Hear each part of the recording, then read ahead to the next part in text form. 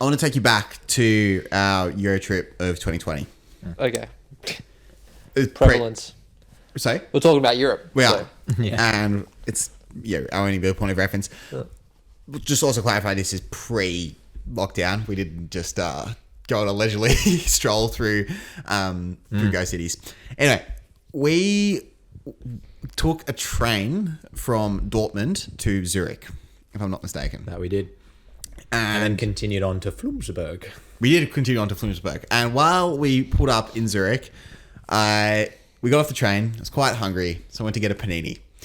And I get to the counter. I order my panini. I'm like, oh man, prices are pretty good here. People go on about how expensive things are in Switzerland.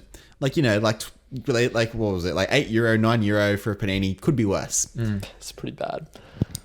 And I go to pay, and she looks really confused at me as I've kind of put my cash on the counter. I'm like, what are you talking about? And she's like, looking at me like, are you dumb? Switzerland does not use the euro. They use Swiss francs. Infuriating. I felt so dumb. I was like, what an Pardon.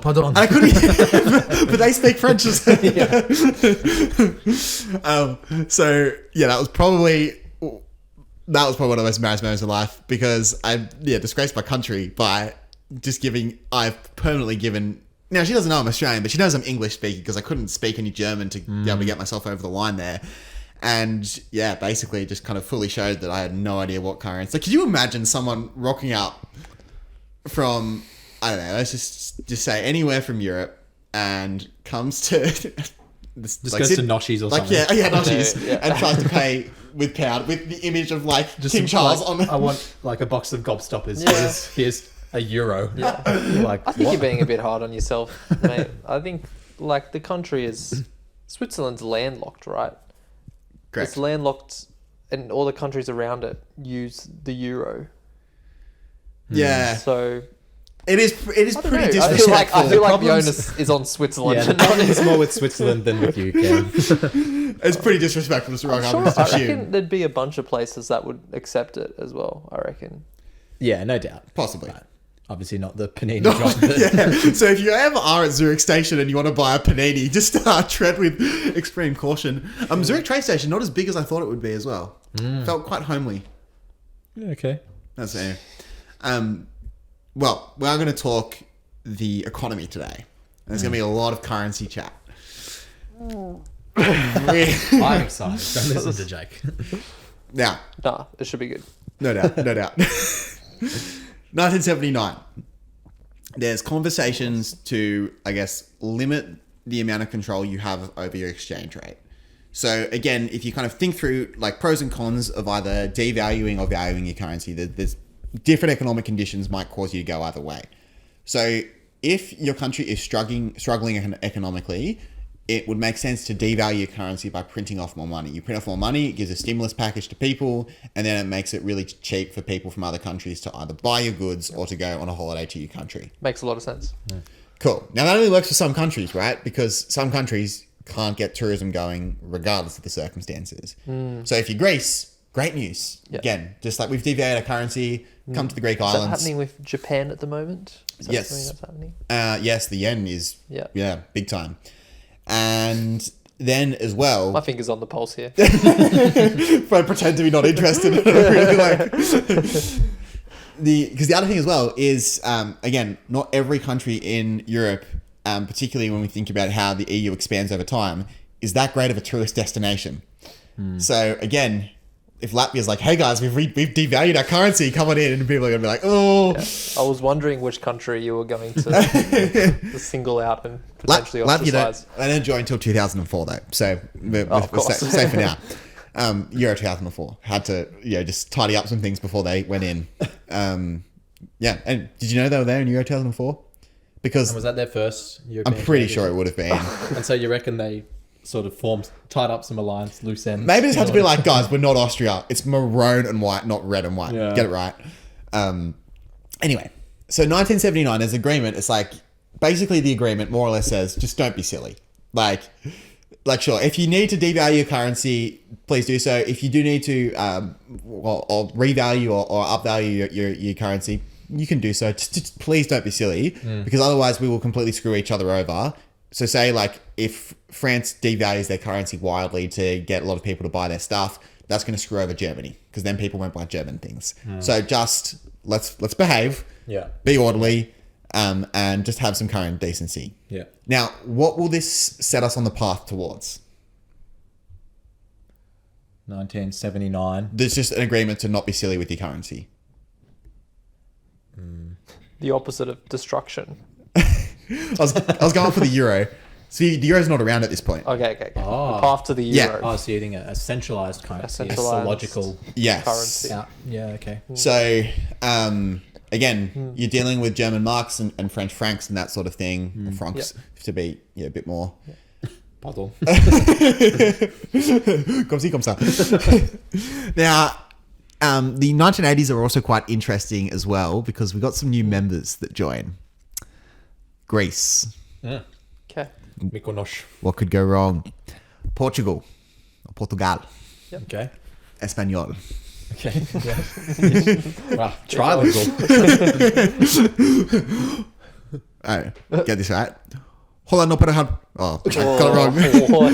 Hola, no para hablar bien español. Estoy bien. Santiago Bernabeu Stadium. Which, What was the cab driver? too What quick. would he say? Hola. What was he saying to us when we were driving? I think the Bus. cab driver in Barcelona. Oh yeah, like oh, Party. Yeah. Party. dale. like Tuesday party. Yeah, he often fluctuated between Spanish Fiesta. and English. Like, so he started with I don't speak any English, but would have just enough English Yeah. to get us hooked in again. Yeah. No, and then Yeah. the cab driver in Madrid. I had no clue. So we had a cab driver in Barcelona after an early flight and just really wanted to have a conversation, and I got drawn the front seat. And I was This was after Pele was adamant that he didn't lose scissors paper rock, and he was on a hot streak, and then his hot streak fell off completely at that point. Oh my I word. don't remember that. I don't- Oh, Yeah, I don't remember battling for the front seat or the back it was seat either. we for some reason the front seat. No one wanted the front seat in this case. well, we're all very tired. Yeah, Yeah. so we didn't want to have that to be the one with the conversation. yeah. And, Yeah. Anyway. he picked it up but he kept going with it. I quite enjoyed He's was good, my yeah, favourite yeah. public transport associate throughout the. Yeah, I remember like he mimicked to me at one point, like himself going like blah blah blah blah. Oh. No, our Madrid taxi driver was much less chatty. Mm. Probably because I confused him by fluently saying nothing that translates in Spanish at all. Estoy bien means very good. I said Estoy bien Santiago Bernabeu Stadium. So very good Santiago Bernabeu. Also, Santiago Bernabeu is a person. That would be like in Australia, someone walking up and like, very good Allianz. Try and get to the SFS. Yeah. So anyway, Spain joined and Portugal joined, and basically the tension started to grow in the EU. The 80s was also very difficult. It was also very, difficult. That's what I was going for. It was a very difficult time because the whole reason they joined was a bit of wariness as to the Soviet Union. And they formed a united community as kind of a counterweight to the Soviet Union. The Soviet Union was starting to fall. West Germany, they were quite happy for West Germany to be in on the European Economic Community because West Germany were not extremely powerful. They weren't a unified country. But in 1989, the Berlin Wall fell. And that didn't necessarily reunify Germany in one fell swoop. But at that point, the president of Germany was going around saying, or president of West Germany, I should say, United Germany, United Germany, United Germany. When East Germany had parliamentary elections afterwards, the United Germany candidates won that was supported by him, and movement was there was movement towards Germany being reunified. That freaked out a lot of people in the European Union. Now, if you're a small country in the European Union, that was great news because you never had any power anyway, and now the top dog, or number two, is now far more powerful because they're reunited again, and you've got East Germany coming in and bringing in all of their factories and all of their workers into this united economy. So it's good news for those countries. It is bad news for France because France are the top dogs. This had been their thing that they had run before. But if Germany was to be united, Germany would run the EU. And so France is sitting there being like, oh, yeah, that's really cool. Like, Love that for you. yeah, I'm just so happy for you. And Britain is starting to freak out as well because news starts to come out. This is in the 80s under Thatcher, that the UK was contributing by far the most amount of money to the EU. Because one of the ways that the EU levied money was by any business dealings that were outside of the EU, a small percentage had to then go, so a small percentage of that money was a commission that would be taken by the EU. And Britain did by far the most amount of business outside the EU. Yeah. Because again, remnants of their empire and their relationship with America. So Britain ends up contributing massive amounts of money. While Germany is contributing barely anything, West Germany that is, because they're very much contained to the EU. So a lot of people in the UK are starting to look at it and be like,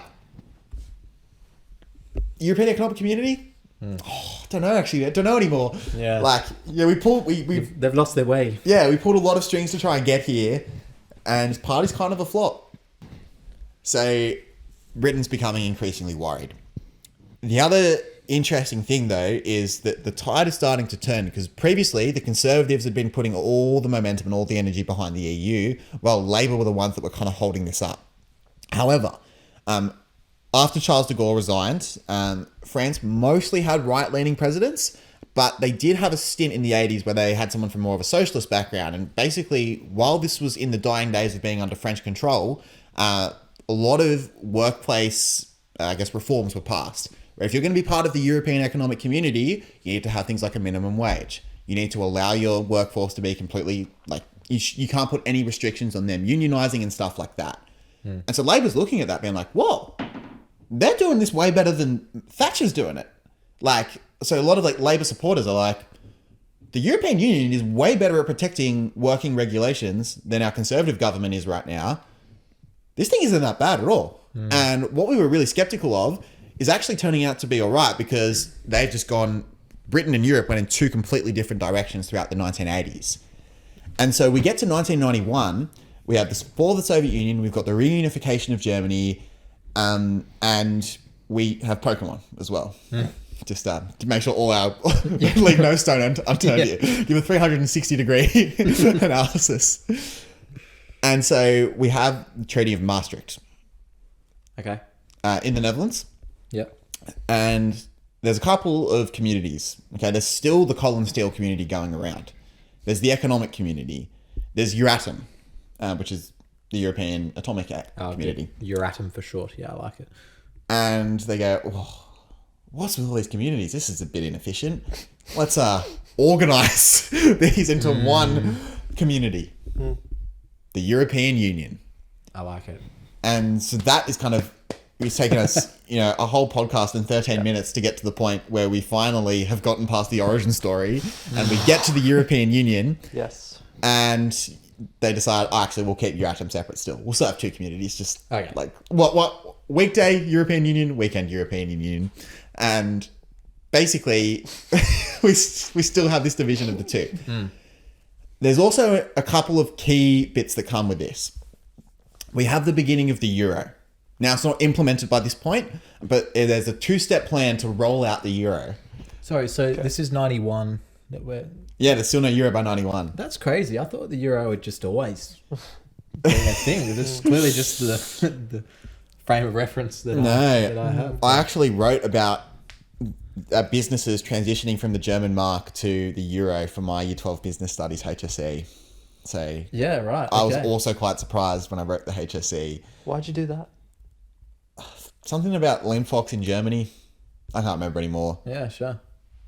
It was like how international conditions affect business or something. I don't know. Did you do economics? No, It was business This is studies. business studies. Sure. I I was just I think you went down the wrong angle there. efficiency, turnover, profitability. Yeah, and you have your moments where it's like, this is a balance sheet, this is an income statement, you have all that sort of stuff. But yeah, no, I definitely wrote about the German mark. I think I quite impressed. It's for my trial, maybe not my HSC. I quite impressed. I think my marker by just whipping out some conversion stats. Props. But yeah, no euro in 91. So there's a 2-stage rollout. And I would have just loved to have been at the launch party. You have 3, 2, 1. you have the German mark. You have the French franc. What if we merge forces? It's like a Steve Jobs kind of keynote speech sort of thing where Yeah, a bit of like a like if PSG ended up picking up Ronaldo, like for a little moment it looked like Messi and Ronaldo were going to play with each other at PSG for just a brief moment. yeah. It really felt like there was a launch video. There's probably somewhere on someone's hard drive going around. 2-stage rollout. So governments and companies would get the euro first. So PY, I'm glad you brought up organisation as a company before. To get the euro, you had to be an organised company. Yeah, I did that in part 1, I think. You did. If you haven't listened to that one. Then the citizens would get the euro in 2002. So when did the companies get it? End of the 90s. I'm pretty sure like 98, 99. Okay. So it's 2-stage rollout. And basically we have this exciting new currency. And It is exciting. yeah, like, can you imagine if We haven't had a new currency. When do we get it turned? and particularly if your exchange rate, if the euro was worth more than, or worth less, I should say. Yeah. Whatever one ends up giving you more money at the end, or the so you're perception of more money, that You're is. saying some countries would have been dragged up and some would have been dragged down. Yeah, because it's in you're order meeting in the to- middle. Yeah, okay. So like it's always exciting for my family converting like pounds into dollars. So I got British government bonds as a birthday present. Hell yeah. This is before the GFC, before Northern Rock went bankrupt. No, so you yeah, cannot have a thanks, ga- Grant, for. Cannot have a Game Boy, Cameron. Alvin and the No, Chipmunks. that was so good. No, but like Saving bonds. the like Yeah. the limbs that were in my family's household between my brother and my sister and myself when we were told, oh yeah, you convert that, you get 2.5 what it says on the bit of paper because the British pound was super strong at that point. What? And my dad Yeah. would often have the conversion rate, like so we'd play Flight Simulator on the computer, and then in the top right corner, the non-negotiable that he couldn't turn off on his screen was the pound to dollar conversion rate. So I just remember watching it. 2008 dropped to like 1.7. It's recovered a little bit since then. Actually, quite a lot in recent years. But yeah, I had all tabs on the conversion rate between the dollar and the pound, so that my British when the time came, I could cash in my British bonds at a pretty good level. Have you cashed them in yet? I don't know where they are. Oh, no. I have no idea. Oh, no. I'm going to my parents' place after this, so I'll have to put that on the agenda for our meeting tonight. So, we have the beginning of the euro. Now, to get the euro, there were a number of requirements. You could not be a part of, well, firstly, you couldn't even be a part of the European Union if you weren't a democracy. So why was Spain and Portugal so late to the game? Well, it's because one was run by Franco, one was run by Salazar. Cool names. Salazar. Salazar Slytherin. I'm pretty sure J.K. Rowling got the idea. It'd be a crazy coincidence if she independently came up with the name Salazar. Yeah. So who was Salazar leading? Portugal. Portugal. And then Franco was leading Spain. Did she just have this anti-Portugal agenda? You know, that Possibly. one of the main antagonists in her I book. feel like, you'd probably hear about it. There's a lot of pretty- there's a lot of Harry Yeah, Potter. There's a lot of Harry Potter lore from the 60s and the 70s. So, like that's the crossover time period. I think, yeah. What do you reckon Cho Chang?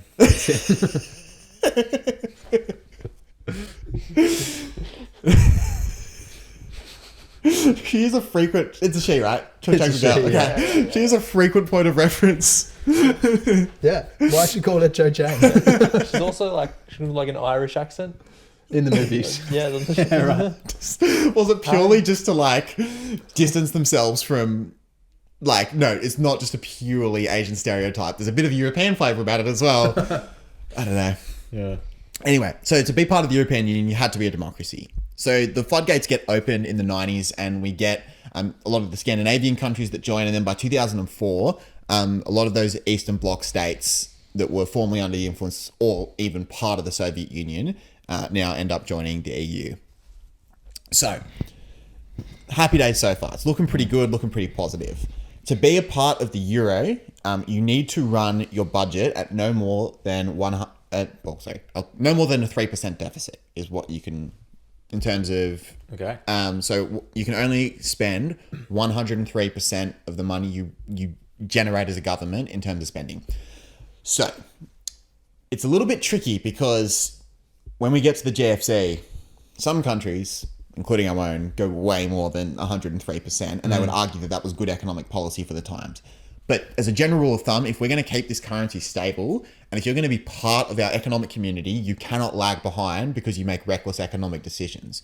Also, the German way of governing a budget is to be quite conservative and not spend massive amounts of money. So Norway still isn't a part of the European Union with huge disagreements over how you spend your money. So Germany said, go fiscally conservative, don't put your budget into strong deficits, make sure you've got ready reserves of cash ready to draw upon if the times require it. And the reason why is that we don't want to massively inflate our currency. Because if one EU member or if one Euro member just goes nuts and has like 1,000% deficit in a year and just print off heaps of money to try and spend their way, that's just going to massively screw over everyone else. So it's not without good reason that they put some pretty tight controls over what your government can and can't do in terms of economic responsibility. So it's a pretty wild structure. You've got centralized currency minus Britain. Britain stick with a pound. You've got centralized government in some sense of the word. There's common working standards, free movement. So you can move completely freely across the European Union for work. So it's as though you're one super state, but then each country decides what they do with their own economy, which is wild because from an economic point of view in Australia, Canberra calls the shots. Like, sure, we have state governments that choose, how much do we privatize versus how much, how many roads do we spend ourselves? Like, that's left in the state's hands, but not how they run the entire state economy. Because the states can't generate revenue themselves. They get given money from the federal government. They don't raise money through income tax or anything like it. So it's a pretty wild government structure they've got set up. In the 90s, it looks really good. In the 2000s, for some point, it even looks really good. So in 2002, the euro was rolled out, and there's more to it than just economic cooperation now. Part of being in the EU means that you kind of put a collective, you agree to, in broad brushstrokes, that you've got similar interests in terms of security. So you're going to be part of the EU, our militaries are going to cooperate. That's kind of crossing the territory of NATO a bit. Because that was NATO's thing, was that this was supposed to be the European alliance. But NATO is, of course, controlled by America, and the EU wants to, claim some sovereignty and some control over their own defense policy. So that was part of joining the EU. There were also common working standards. So you, again, had it was just an extension from the reforms that happened in the 80s. You had to allow for equal employment opportunity. So if there was, again, by being part of the EU, you cannot allow for sex discrimination or racial discrimination in the workplace whatsoever. And you had to provide what was considered a fair minimum wage. So there were just universal standards for now joining the EU that went beyond just we're going to share a currency. Gets a little bit dicey in the early 2000s. So a lot of guys want to join the EU. Even people like Turkey were like, oh, wouldn't mind a slice of that. Yeah. The OGs are not happy. So particularly if you're a smaller country like Belgium, they come like, whoa. Yeah. This is going to be impossible to control. We got here first. Yeah, early investor. Yeah. We were here before it was cool. Now it's become mainstream. Yeah, they're gatekeeping, bro. They're gatekeeping exactly hard. Yeah. And they're like, well, actually, if you think of it from a functional point of view, how can we have 35 countries represented in parliament well? There's going to be too much bureaucracy, too much red tape, things won't get done. We've got to cap it. Germany and France, who are kind of, the main influential players, and Britain to an extent at this point as well, weren't stoked on all these countries joining, but there was an agreement that we still need, again, as Russia's starting to rise again, we still need strength in numbers, we still need some sense of collective security, it probably isn't the worst idea to let a lot of these ex-Soviet states come into the European Union. That would make sense in terms of getting them on side and not having them just go link up with Russia and form this other Russian Union equivalent that they could form themselves. So 2004, a lot of them get let in. The other interesting thing is that there's the Treaty of Nice that's negotiated from 2000 to 2001. This one's pretty next level. It was the idea of implementing a European Union constitution. Right on. Now, can you have two constitutions? Feels unconstitutional, if you will. Because this is a move I've always wondered. Why has a dictator never done this move? They always abolish the constitution. Why don't they ever just go, no, we're not getting rid of the constitution.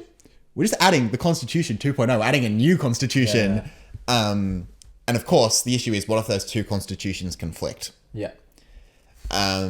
So if the European Union was going to have its own constitution, that would kind of mean replacing your own country's constitution.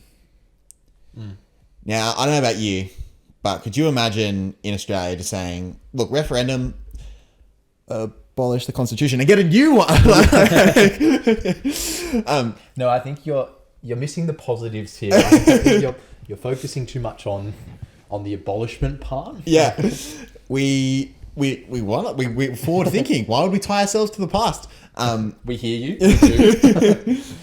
And so in 2004, Treaty of Nice gets implemented. 2005, we have the Netherlands and France having referendums on, do you implement this new constitution? Not going to surprise you. Both of them say no. Yeah, not fair. You could probably see where that one was going. So France turns down the new constitution. Netherlands turns down the new constitution. This is the first L for the European Union so far. The hand signal was helpful. Yeah. Yeah. I don't think I didn't know properly. I think I went like, the youth. yeah, for the first time, the European Union suffered a loss. And then after this point, they suffer loss after loss after loss. Oh no. Just copping them. It's going to go downhill. Yeah, it's like 2004 was kind of the zenith of the European Union. And it's probably the peak of Europe. So you got Euro 2004, where Greece win Euro 2004. Again, how did we not see that sign coming of Greece? It may not get better than this. Yeah, or Greece sink all of Europe, or like the signs are there. Yeah. Porto win the Champions League in 2004 Under Jose. under Jose Mourinho, and it's like, Wayne Rooney. How good could Wayne Rooney get? how could Wayne get a massive underdog story? We have the Invincibles in Arsenal's Invincible season. David Beckham has had his first season as a Galactico. Things were looking good in the middle of 2004, and they let in all these new EU nations. You get Latvia and Poland and so forth coming into the EU. Happy days. Really good. What was I doing? What were we doing in 2004? Well, I remember what you were doing, because I became friends with your brother in 2004. Yeah. And you were just hustling on whatever Lego you were making. Yeah, gotta do what you gotta do. And then your brother took it and you're like, no fair. Like, interesting. He doesn't use the word not fair. He uses no fair. I remember. Do you recall me saying I no recall fair? you saying no fair. I probably would have said that a lot, to be honest. No fair! Yeah. I remember in 2000. So you just sorry, circling back. So you just watched my brother take my Lego and you stood there and did nothing. Hey, I was a guest. I'm neutral. I wasn't negotiating these disputes. That's fine, Cam. You just think you know someone. Sorry, Jake. I interrupted. I remember 2004 was pretty peak. You got had for my birthday.